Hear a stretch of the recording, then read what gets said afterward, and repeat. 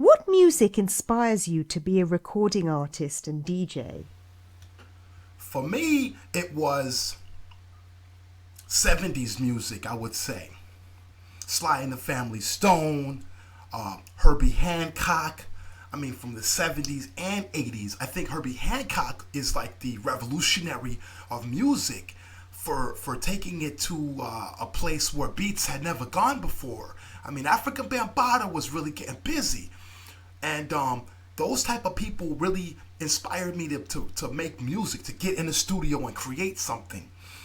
George Benson, his music was like totally eclectic jazz. I mean, it was nothing like it.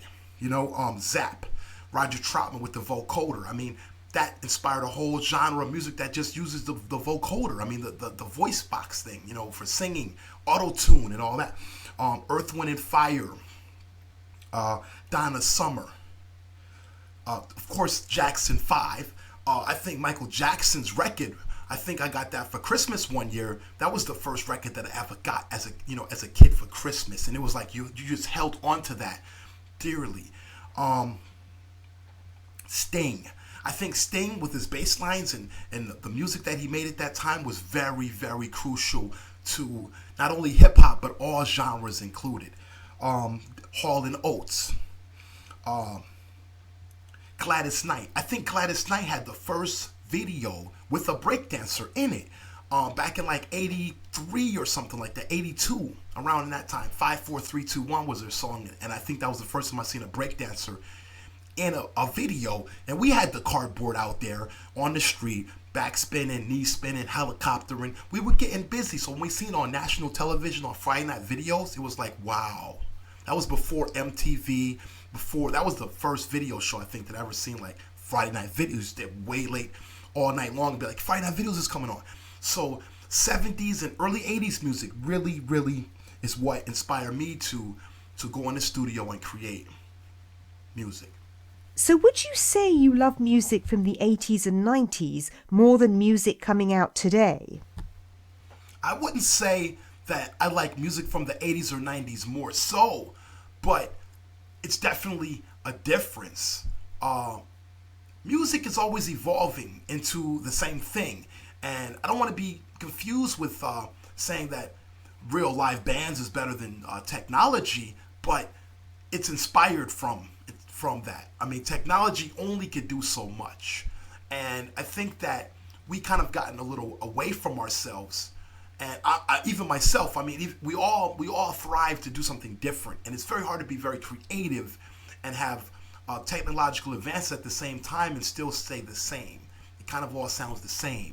So the music back in the day was more of an image. It was a vibe. It was a performance. It was a lot of people involved in that production. So nowadays, you don't have to have that. You can have one guy who's like a musical Mozart or genius create a beat and have instrumentations in there as if it was 10 or 15 people in the studio.